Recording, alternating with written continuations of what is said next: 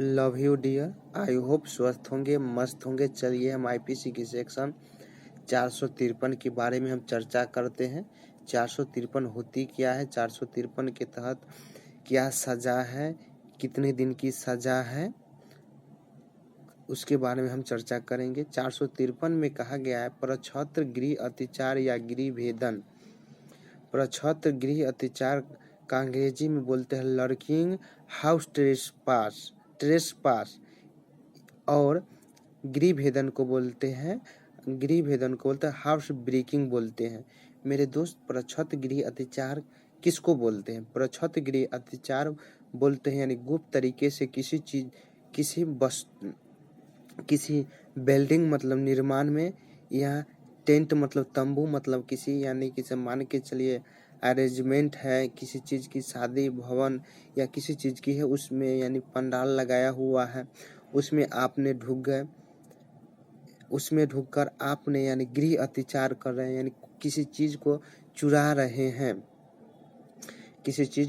रहे हैं, दूसरी पॉइंट है गृह भेदन, हाउस ब्रेकिंग।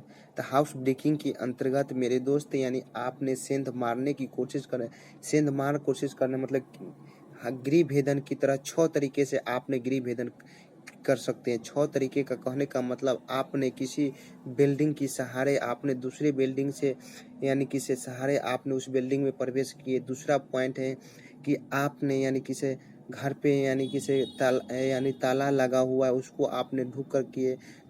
तीसरी पॉइंट क्या है कि आपने हमला या बल का प्रयोग करके या धमकी दे के उसमें प्रवेश कर गए, गृह भेदन की तहत आएगा। मेरे दोस्त सुनिएगा साहब, आप इस तरह के आपने की है तो इसके तहत ये दोनों प्रछत्र गृह अत्याचार या गृह भेदन करते हैं तो आईपीसी की सेक्शन 353 के तहत आपकी 2 वर्ष तक की सजा हो सकेगी और जुर्माने से दंडित किए जाएंगे। और जुर्माने तो 100% लगेंगे ही और 2 वर्ष तक की सजा हो सकती है। चलिए हम इसकी अंग्रेजी में हम बताते हैं।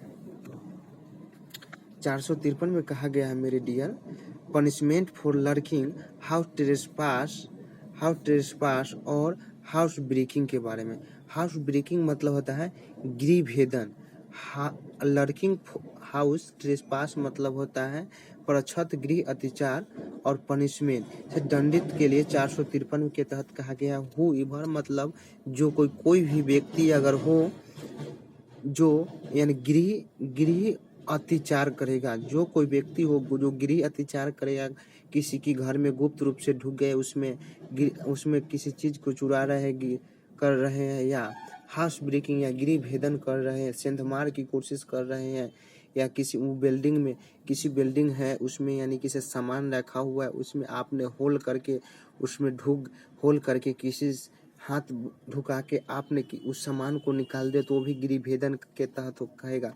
द शैल बी पनिश्ड तो दंडित किए जाएंगे विथ इम्प्रिजमेंट मतलब कारावास से, आइदर डिस्क्रिप्शन फॉर टर्म बीच में एक्सटेंड टू 2 वर्ष यानी दोनों में से किसी भांति की कारावास से 2 वर्ष तक की सजा हो सकेगी।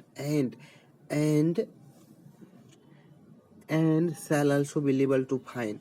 यानी मेरे दोस्त इसमें आपको क्या होगा, एंड लग गया उसमें आपकी 100% आपकी यानी जुर्माने से दंडित किए जाएंगे। अगर और लगा हुआ रहता तो दोनों से किए जा सकते थे या एक ही चीज से किया जा सकता। जुर्माने से भी आपको सजा हो जाता, जुर्माने से भी आपको पनिशमेंट किया जाता है